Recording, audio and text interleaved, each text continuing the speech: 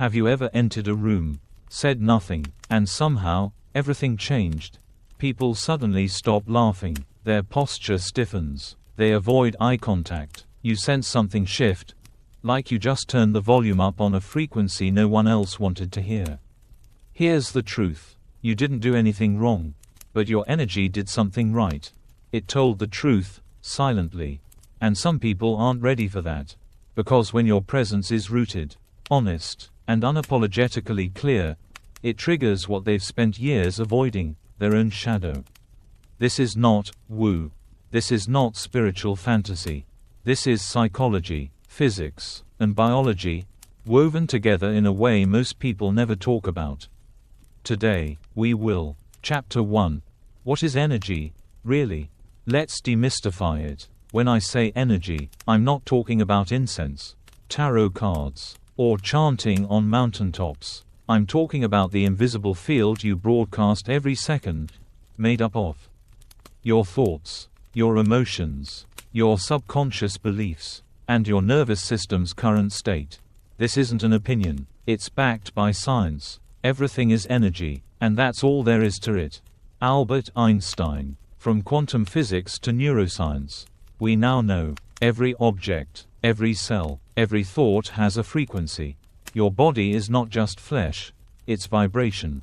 And your internal vibration affects everything around you, like a tuning fork that makes another fork vibrate across the room. That's why you can walk into a space and instantly feel like something's off. Or meet someone and feel calm, without them saying a word. The field you carry. Carl Jung called this your psychic field. It's the energy cloud you walk around with. And guess what? You're not just interacting with people's words. You're engaging with their unconscious mind, their childhood wounds, their hidden shame, their repressed emotions. Your presence becomes a mirror. And mirrors make some people flinch. Modern science proves it too. Quantum physics tells us matter is energy. Neuroscience tells us about mirror neurons, cells in our brains that fire when we observe others, syncing us emotionally and physically with them. That means you don't need to speak to disturb someone's peace.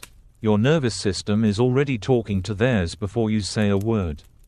It's why someone might suddenly feel anxious around you, not because you're dangerous, but because your internal coherence reveals their internal chaos. Chapter 2. Why your presence feels like a threat. Let's go deeper. If you've ever been told, you're too intense, you make people uncomfortable, you take things too seriously, it's not a flaw, it's feedback from people who aren't used to clarity. Your energy doesn't intimidate them, it exposes them, and exposure is terrifying to someone who has spent their whole life hiding. Let's use a metaphor. Imagine someone has been sitting in a dark room for years. You walk in and flip on the light. They flinch. Maybe they yell, "Turn it off." Why? Not because the light is bad, but because their eyes are not adjusted. That's what your presence does. You bring clarity into rooms built on denial.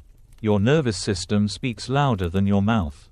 Science shows that a grounded human being, someone who is regulated, calm, and clear, sends out a type of biological signal. Their heart rate sinks, their voice steadies, their posture aligns. This is called coherence. And for someone who's used to stress, distortion, and pretending, that coherence becomes a glitch in their system. Their own nervous system doesn't know how to match yours. So they do what they've always done: deflect, defend, or disappear. Chapter 3. You're not intense, you're awake. Let me say this plainly. You are not too intense. You are not too much. You are simply tuned in, and that makes people who are still tuned out deeply uncomfortable. Your frequency doesn't match their illusion. That discomfort you cause, it's not rejection, it's a reaction to truth, your truth, bumping into their story. So the next time someone recoils, withdraws, or lashes out, don't shrink. See it for what it is, a soul in resistance, not a reflection of your worth. Chapter 4. The ego can't handle what you don't hide. Have you ever walked into a store, smiled politely, and asked a simple question, only to be met with coldness, rudeness, or some unnecessary attitude? You feel it. That little sting, like, wait, where did that come from? The truth, it didn't come from you. It came from their insecurity, triggered by your presence. And here's what makes it worse. You might actually start wondering if you did something wrong. You didn't. You didn't raise your voice. You didn't act entitled. You simply carried yourself with calm, confident presence. And that's exactly what unsettled them. Because your centeredness threatens their control. Your energy speaks of stability, and that's dangerous to fragile egos. Some people have built entire identities on external validation, image management, control over outcomes, approval from others. Then you walk in, not chasing attention, not performing, not apologizing, just present, clear, whole, and that creates an energetic imbalance, one their ego has no idea how to process. So they react, not always aggressively, often it's passive. Sarcastic jabs, subtle undermining, trying to one-up you in conversation, correcting you just to feel superior. Let's bring in psychology, ego threat. There's a well-documented phenomenon in psychology called ego threat. It happens when someone perceives another person as having higher confidence, clarity, competence, or self-worth, in a way that challenges their self-image. A 2004 study from the University of Michigan found that people who are insecure about their self-worth are significantly more likely to respond with aggression or dismissiveness when they feel ego-threatened, especially if the other person is calm, confident, and doesn't even realize what they're triggering. That's you. You're not flexing. You're not bragging. You're just not performing. And ironically, that's what makes them spiral. Real story. The silent power that shook a meeting room. Let me tell you about Jalen. He was in a corporate meeting pitching a new strategy. He spoke clearly, no fluff, with a calm confidence. He didn't try to dominate the room. But as soon as he finished, another manager, noticeably twitchy, chimed in with, "Well, I'm not sure that's realistic," and then proceeded to rephrase everything Jalen just said, with less clarity. It wasn't a critique. It was a power move. After the meeting, several co-workers told Jalen, "You made him nervous. He always acts like that when someone else shines." Jalen didn't say much, but his energy did. Chapter 5: Power Games and Emotional Landmines. Here's the trickiest part. If you respond with ego, clap back, get defensive, raise your tone, you validate their fear. "See, I knew they were arrogant." But if you respond with centered stillness, you reveal what's really going on. Because your energy is not a weapon, it's a mirror. When someone's identity is built on pretending, they need everyone else to pretend too. So when you show up real, you ruin the script. Let them squirm. Let them stutter. Let them mock you. You are not here to convince, compete, or control. You're not a gladiator in their ego arena. You're the architect of your own peace. Quick tools to handle energetic conflict without reaction. Don't defend what doesn't need defending. If someone takes a jab at you, let it pass like wind through trees. Stillness is stronger than resistance. Ground your presence. Feel your feet. Breathe into your stomach. Let your body anchor your truth. Use the phrase, "noted." It's neutral, it's powerful, and it denies them the reaction they're hunting for. Chapter 6: The Magnetism or Repulsion Phenomenon. Ever notice that people either open up to you in 5 minutes like they've known you forever, or completely avoid you, ghost you, or side-eye you hard? There's rarely an in-between. That's not coincidence. That's frequency. Your field doesn't just passively sit in space. It demands alignment. People can feel, on a subconscious level, whether or not they can sync with you. And that choice, to lean in or pull away, often happens before words are even spoken. Neuroscience 101: Resonance versus Dissonance. Two concepts. Resonance: when someone's emotional frequency matches yours. Connection is instant. They feel safe, seen, understood. It's easy. Dissonance: when someone's internal state clashes with your presence. They feel exposed, anxious, or defensive. It's uncomfortable. This is not personal. It's resonance mechanics. It's nervous system physics. A true story. The stranger who spilled his soul. A woman named Eliza was waiting for her coffee. A stranger struck up small talk. Within minutes, he was confessing deep regrets about his father's death, childhood wounds, and what he wished he'd said years ago. He paused mid-sentence and said, "I don't know why I'm telling you all this. I don't talk like this to anyone." Eliza just smiled. She didn't ask anything deep. She didn't try to fix him. She simply held space, and her energy gave his pain permission to rise. That's resonance. The flip side, why they ghost you after one real conversation. Just as some are magnetized, others run. You go deep, you speak the truth, they ghost. Why? Because your frequency doesn't allow shallow survival games. Your presence stirs up emotions they're not ready to feel. They don't hate you, they hate what you make them feel about themselves. Let them go. It's not rejection, it's energetic incompatibility. Chapter 7. You attract empaths and energy vampires. This is one of the most frustrating signs that your energy is powerful. You draw in people who either feel like soul family or drain the life out of you. There is no neutral ground. Why? Because your energy is like a charged battery, and some people want to rest near it, while others want to drain it dry. In therapy terms, this is called emotional co-regulation. People who can't self-regulate will unconsciously look for others to regulate them. And if you're grounded, clear, and aware, congratulations. You're a walking power source. How to spot an emotional leech. They trauma dump without asking. They always leave you feeling foggy, tired, or heavy. They don't respect your time, space, or energy. They mistake your compassion for permission to dump endlessly. You're not cold for pulling back. You're wise for conserving your fuel. Let me be crystal clear. You are not a rehab center for people who refuse to do their inner work. Chapter 8. Animals, children, and the innocent see you clearly. Here's something many people with strong energy have quietly wondered. Why do animals come straight to me? Why do babies lock eyes with me like I'm an old friend? Why does nature feel more comfortable than people? You're not imagining it. You're radiating something undeniable, and the beings who aren't faking anything, they pick up on it immediately. Let's talk about resonance, again. Animals don't wear masks. They don't care about your resume, your outfit, or your follower count. They care about your tone, your emotional coherence, your inner stillness. When a dog stops barking as you pass. When a cat crawls into your lap even though it hates people. When a toddler stares into your soul and smiles. They're feeling your energy field. Not what you say, but what you are.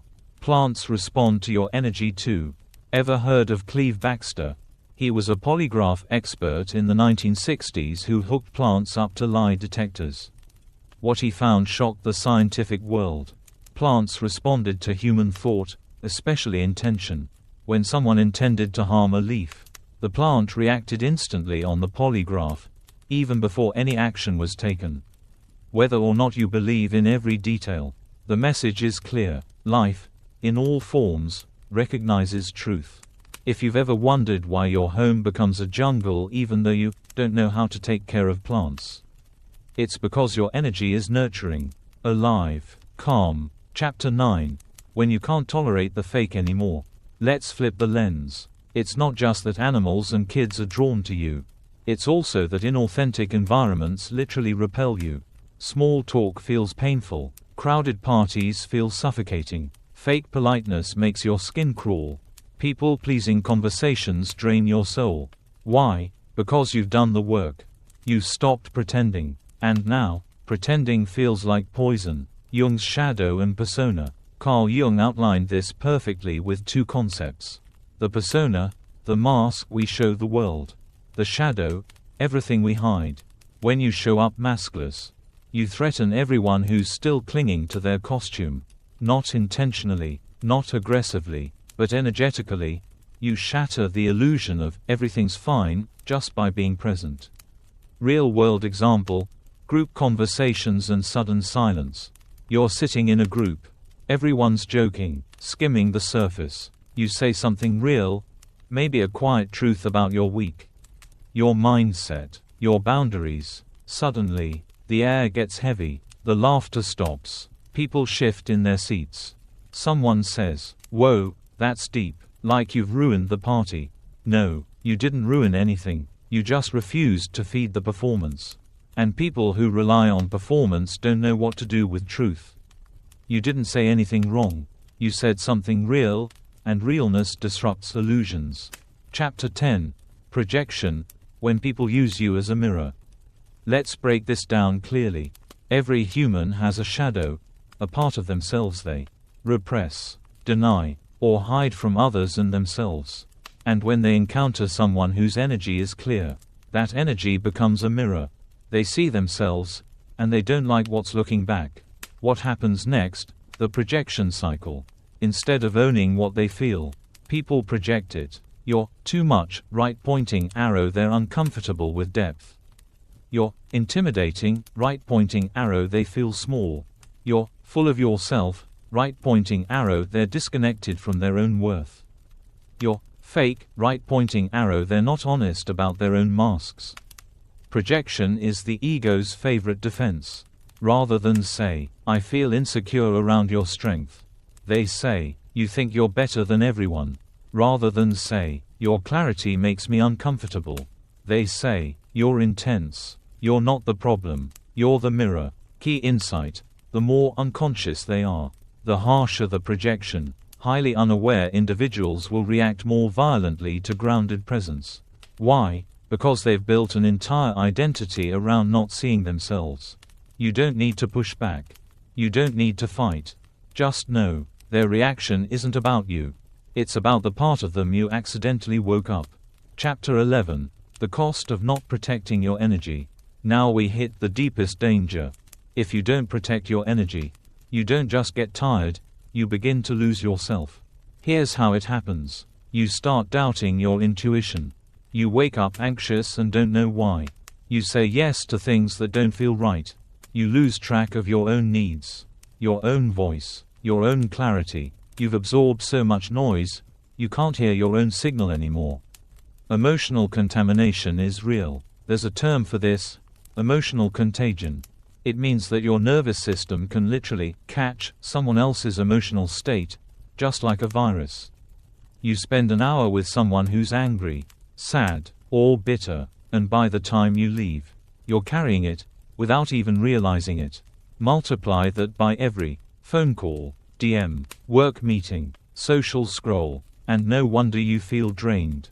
You're not tired, you're cluttered. You need daily energetic hygiene. We wash our bodies, we brush our teeth, but most people never cleanse their energy field. That's why you wake up already exhausted. You're sleeping, but your system is still carrying yesterday's chaos.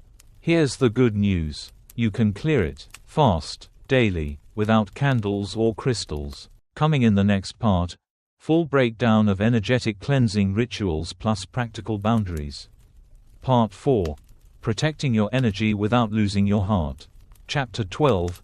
What is an energetic boundary, really? Let's destroy a myth. If you set boundaries, you'll come off as cold or selfish. Wrong. True boundaries don't push people away. They filter who belongs in your space. Think of it this way. Your energy field is like a house. Would you leave the doors wide open all day and night? Let strangers come in, shout, dump their baggage, eat your food, and leave without saying thank you? Of course not. So why let people do that emotionally? Invisible boundaries are silent contracts. You don't need to announce them. You don't need to explain them. They're internal declarations like, "I don't absorb what isn't mine. I am not available for chaos today. Not everyone gets access to my energy." Boundaries aren't about building walls. They're about choosing what flows through your gates. How to set energetic boundaries without becoming cold. Here's a 4-step framework. Step 1. Ground before you engage. Before you reply to that message, enter that room, take that call, take 10 seconds and say to yourself, "I am grounded, I am whole, I choose what enters my field." This primes your nervous system to observe, not absorb. Step 2. Visualize a filter, not a wall. Walls block love. Filters allow clarity. Close your eyes. Visualize a golden mesh surrounding your body. Only truth, kindness, and alignment can pass through. Everything else, it bounces back, gently, silently. Step 3. Learn to say no without a monologue. Every time you over-explain a no, you subconsciously apologize for protecting yourself. Here are phrases that hold power without guilt. That doesn't work for me. I'm not available for that. I trust you'll understand. I don't have the capacity for this right now. Say it. Breathe. Move on. Step 4. Watch who gets emotional access. Not everyone deserves backstage passes to your inner world. Ask yourself, does this person restore me or drain me? Let your body answer before your guilt does. Chapter 13. A daily energetic cleanse, simple and fast. You don't need crystals. You don't need a retreat. You don't need 40 minutes of meditation. You need consistency. Here's a simple energetic reset anyone can do, anytime. Step 1. Breath release, the 4-4-6 method. Inhale through your nose for 4 seconds. Hold for 4 seconds. Exhale slowly through your mouth for 6 seconds. While exhaling, say in your mind, I release everything that isn't mine. Do 3 rounds. Feel the fog lift. Step 2. Cut and return visualization. Close your eyes. Imagine energetic cords attached to your body, linked to people, thoughts, memories. Now picture a clean blade of light, a sword, a knife, even scissors. One by one, cut the cords. Say silently, I return this energy to its source. I call my power back to me. You don't need to believe in magic. Your subconscious responds to symbolism. Step 3. Ground with an identity statement. Say something like, I am in my body. I am in this moment. I carry only what is mine. This snaps you out of emotional merging and anchors you in your selfhood. Optional nighttime reset, 2 minutes before bed. Sit upright before sleep. Inhale deeply. Scan the day mentally. Say, I release all energy that doesn't belong to me. I sleep in my own peace. Watch how much deeper you rest. Chapter 14. Stop absorbing emotional chaos. Here's the brutal truth. If you don't master this, you'll constantly mistake other people's anxiety for your intuition. You'll walk into a room feeling fine. 10 minutes later, you're spiraling and don't know why. That's not a mood swing. That's an energetic transfer. How to protect yourself in real time. 1. Catch the transfer. The moment your state shifts after a conversation or message. Ask, was I feeling this before this interaction? If not, boom, that's a transfer. Labeling it separates it. 2. Use the storm phrase. Right before a meeting, social event, or family drama. Say in your mind, their storm is not my weather. This creates a mental firewall between your state and theirs. 3. Witness. Don't absorb. Tell yourself, I am observing emotion. I am not becoming it. This puts your awareness in witness mode, not sponge mode. 4. Shake it off. Energy sticks to the body. After a heavy conversation, move. Shake out your hands. Stretch. Walk outside. Blow out like you're releasing static. Say, I release what's not mine. Your nervous system will thank you. Chapter 15. You're a lighthouse, not a sponge. Let's close this section with a new identity. You are not here to absorb everyone's pain. You are not here to carry what others won't process. You are here to shine so brightly that others remember their own light. Lighthouses don't follow ships. They don't bend in storms. They stand still and guide. From now on, you feel everything, but you carry only what is yours. And your energy stays yours unless you choose to share it. Part 5.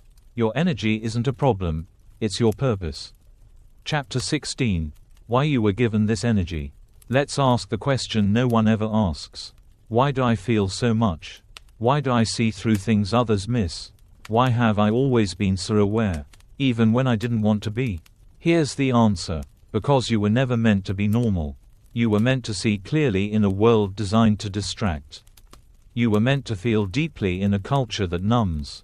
You were meant to disrupt patterns, not repeat them. But before you could help others rise, you had to survive falling. Pressure creates presence. Maybe your childhood taught you to scan the room for danger.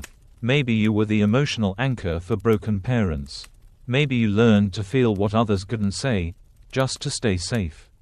At the time, it felt like a burden. But now, that sensitivity, that vigilance, that deep inner knowing, it's your superpower. You've been trained by trauma, not broken by it. Refined by fire, not consumed. You didn't just survive. You became something sharper, clearer, realer. Chapter 17. The truth about feeling different. You've probably felt it your whole life. You see connections no one talks about. You ask the questions that silence rooms. You can't tolerate shallow praise, fake interactions, or performative kindness. That's because your soul doesn't fit inside a system built on survival and suppression. You weren't made to follow. You were made to remember who you are, and then help others do the same. When the soul awakens, it doesn't fit the box it was raised in. Unknown. Stop asking why you don't blend in. You were never supposed to. Jung's concept of individuation. Carl Jung called it individuation, the process of becoming fully yourself by facing everything you are, and everything you're not. Most people avoid that journey. But you've already started. You've faced the dark. You've lost people. You've let go of comfort to stay in truth. Now your energy isn't just felt. It's remembered. People feel your presence and their soul whispers, "I know this frequency." Chapter 18. You're not misunderstood. You're misread by the unready. Here's the twist. You were never truly misunderstood. You were simply decoded through someone else's distortion. They didn't see you. They saw their own shame reflected, their own fear exposed, their own guilt projected. That's not on you. That's the lens they were looking through. You don't need to explain yourself anymore. You don't need to dilute your depth to make others comfortable. Let them misread you. The ones who are ready will see you clearly, without subtitles. Chapter 19. Owning your energy, without apology, fear, or guilt. Let's lock this in. From this moment forward, you stop shrinking your light to protect others from their shadow. You stop apologizing for clarity in a world addicted to confusion. You stop hiding your truth just to keep fragile egos calm. You own your energy. You protect your peace. You lead from stillness, not performance. This is what true power feels like. Not loud, not reactive, not forceful, but grounded, neutral, unshakable. Chapter 20. The final challenge. Declare your power. If you felt seen by this message, not just understood, but remembered, then this is your next step. Comment below, "I own my energy." Say it aloud right now. Let your old self hear it. Let your nervous system memorize it. Because this isn't a motivational quote. It's a line in the sand. A declaration that you're done absorbing what isn't yours, shrinking for small minds, hiding your power behind politeness. Final message to the tribe of truth tellers. If this spoke to you, don't keep it to yourself. Send it to someone who shines, even if they've forgotten. Because when one person owns their energy, it activates everyone around them. You're not too sensitive. You're not too intense. You're wired for impact. So rise, lead, and let the world adjust to your truth. Key takeaway. You are not here to manage how others feel about your truth. You're here to embody it so fully, they have no choice but to feel their own. Protect your energy, not because it's fragile, but because it's precious, and the world has enough noise. What it needs is you.